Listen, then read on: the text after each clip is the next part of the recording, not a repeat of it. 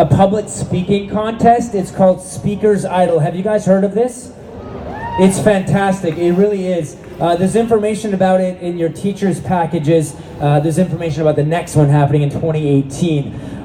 Anyhow, I've been a part of that program a few times. It's so inspirational. You get to listen to these students who have such powerful words, such powerful messages. And Speaker's Idol is such an incredible program because it provides a platform for you guys, the students, the young people. So FSWC believes that young people have incredibly powerful voices, of course, and they want to hear from you. So please get involved. They want to know your thoughts, your ideas about how to change the world.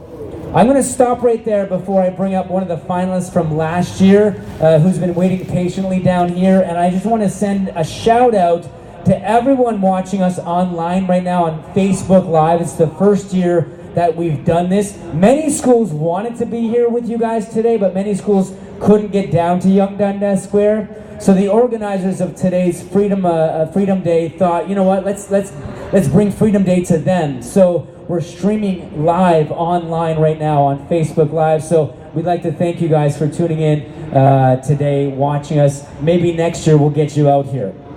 All right, last year's finalists, one of them is here today to share her incredible speech with you, commenting on Simon Wiesenthal's quote, "For evil to flourish, it only requires good men / good women to do nothing." Indigo Kim from the Upper Grand District School Board is here today to share her finalist speech with you. Please welcome Indigo. Think well. Okay. Yeah.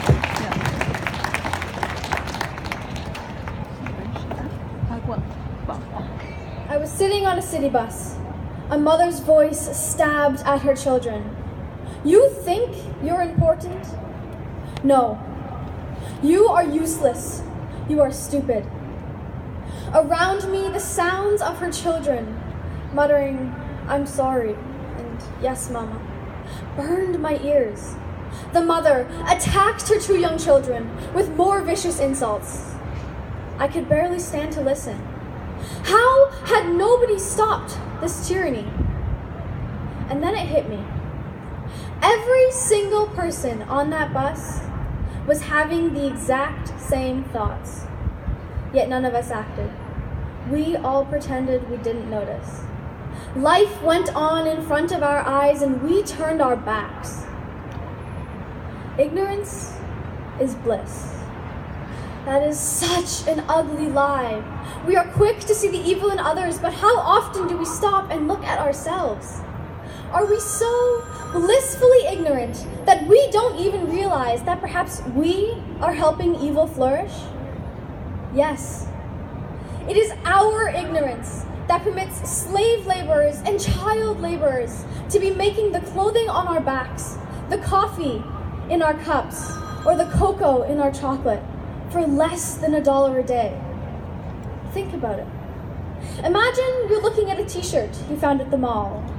It's $4.94. On the other side of the world, a girl no older than 10 picked the soft tufts of cotton in the blistering sun. Then to a man who spun that cotton into thread. He works 16 grueling hours a day to feed his family. Then to a boy who wove that thread into fabric. He works in a sweatshop rather than studying at a school. Then to the factory in Bangladesh with women packed like sardines, bars on all the windows and fumes of fabric dye in the air. To the woman's nimble fingers working the sewing machine. Shipped across seas, trucked on busy streets, shelved, and now in your arms. And you are spending $4? Somehow the company is still making a profit. How much does that leave for the people? We wear their pain on our backs. Now tell me, whose fault is that?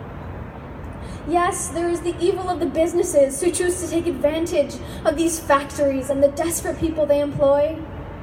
But then there's us. We turn a blind eye, choosing not to think about it. This is the true act of evil. willful ignorance. We know we should help, but that's so hard. So we go on sipping our coffee, buying cheap clothing, pining for the latest cell phones, and delighting in eating delicious chocolate. The only real path to change is to first accept that we are the problem. We are the reason people toil for pennies a day and children are forced to work instead of going to school. Because when we discuss global issues, the first word to come out of our mouths is they. They do this or they do that. We step back, pushing the crushing weight of the truth on them. Ignorance may be blissful as we sit on our boat, sailing through life, turning our gaze away from the people who are drowning all around us. So don't go home and complain about the people who are doing this or doing that. Instead, start with yourself. Buy fair trade. Insist on ethically sourced clothing. You are a good person, so open your eyes. I know in my heart that there will come a day when good men, good women, and good children will open their eyes. When ordinary people will take a stand. The solution is inside of me, inside of you. It's inside of each and every one of us. And with this, evil doesn't stand a chance. Thank you.